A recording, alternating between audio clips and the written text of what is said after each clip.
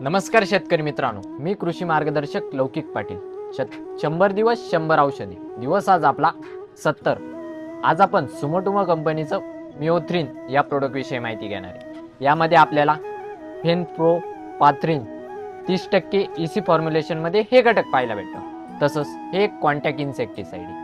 त्याचबरोबर आपण याचा वापर प्रामुख्याने भाजीपाला पिके असतील, फळ पिके असतील, वेलवर्गीय पिके असतील इत्यादी पिकांवर आपण याचा वापर करू शकतो.